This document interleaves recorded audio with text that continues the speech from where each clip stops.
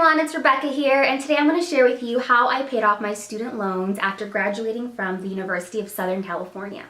Once I paid off my debt, everybody around me, they're like, how did you do it, Rebecca? I got friends asking me, I got family asking me, I got strangers on Instagram asking me, how did you pay off your student loans and it hasn't even been 1 year since you graduated? So I'm going to sit here, I have my laptop with all my notes, and I'm going to share with you the 6 things that I did to pay down my student loans. Okay, now to get started, I only had $13,000 in loans, and I paid them off within a 9-month period. Now, half that time I was actually in school, so I started paying down my loans before I even graduated from college. These principles can be applied whether you have consumer debt, whether you're paying down your mortgage, you have more student loans than me, but whatever the number, no matter how small or how big, don't let it discourage you. Okay, step 1 is make a budget. You want to know how much money you have coming in and how much money you have going out for your necessities. And necessities aren't getting your nails done. Your necessities are your rent, your bills, your car note. But when you know how much money's going in and how much money's going out each month, that really gives you a sense of power and control over your life and your finances. Now, if you want me to do a detailed video on how to make a budget, just comment down below, let me know what you want to see, and I can share with you how I started budgeting and then how that's evolved over time to what I do now. Because my budget's very different from when I first started doing this as a student, when I was only making a couple $100s, to now when I actually have like an adult job. Now, step 2, you have to set a goal. You gotta say, okay, you know what? I want to be debt-free in 2 years or by the end of the year.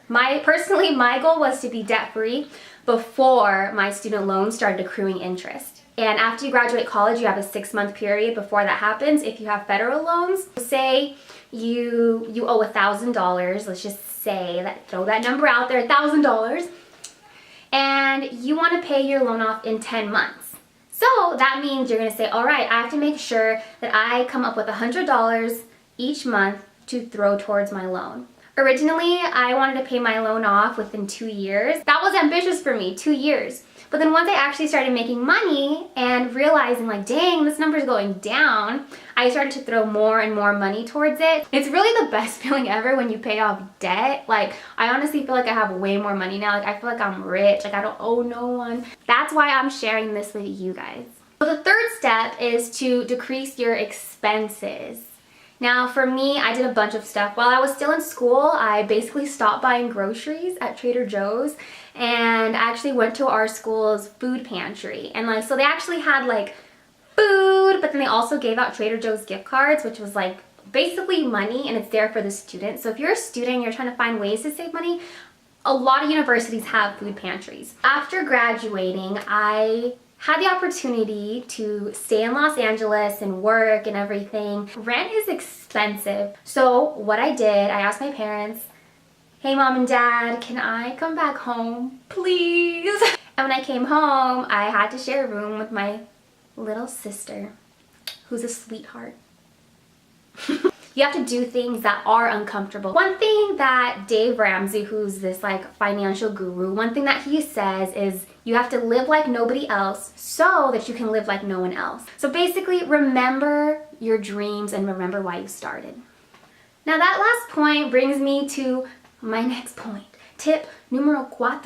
Look for revenue streams. Okay, so you can have your main job, and I did. I thought, you know what, like I have the weekends off, I have time, I mainly work remotely, so I could probably get a side hustle. Personally, what I did, my specialty is digital marketing, so I went out and I found some clients who needed some graphics made, who needed adjustments to their website, maybe like some social media consulting, and I made revenue that way. I sold everything. I sold my guitar that I didn't know how to play and hadn't used for 3 years. I sold that one jacket that looks so cute, you know, on the hanger, but when I wear it, it's a little tight. I sold things that I didn't use. Now, some of the things that everybody can do and that I also took advantage of, one of those is babysitting. You can drive an Uber, you can deliver Postmates, you can find your skills like I did and then basically market yourself and sell them. Really, when you get creative, the opportunities are endless. Remember that, opportunities are endless. Numero 5. So now this tip is a little bit painful, but you have to put all of your extra money towards your debt. Now Dave Ramsey, he recommends basically doing a zero-based budget, which I can do another video on, and it's something that I'm trying to practice now, but it's hard. But personally what I did, whenever I made any extra money from my side hustle, I deposited my money and then transferred it on my app from my checking into my federal loan servicing. Those ginger shots can wait. That outfit, like, it's gonna be outdated pretty soon, you know? Like, don't get your nails done. Like, when you get gels, it messes up your nails. So you gotta think like that. Think, you know what? These material things, I don't need them right now, and they can wait because I have my goals that I need to reach. Now, finally, last but not least, tip number 6. Stay motivated. Don't give up. Now, some of the ways that I stayed motivated was always remembering why I started. Now, you know, once you get a couple months in and you're making tons of money and you're working a lot, but you're not being able to reap what you sow and spend the money on whatever you want, you kind of get discouraged. So some of the ways that I stayed resilient, first and foremost, was I listened to a lot of Dave Ramsey's debt-free screams. The debt-free scream was when people who have crazy amounts of debt finally paid off and they're able to yell, "I'm debt-free!" And everyone claps. And Dave Ramsey's like, "You did it, Carol and John." I would listen to these on my commute to work and they'd make me so excited and think, dang, when I'm debt-free. Now, another thing that I did during my commute to work was I listened to the His and Her Money podcast, and they also do YouTube videos. I'm going to make sure to put all these resources in the description box down below so you guys can check them out too. But basically, your motivation keeps you disciplined.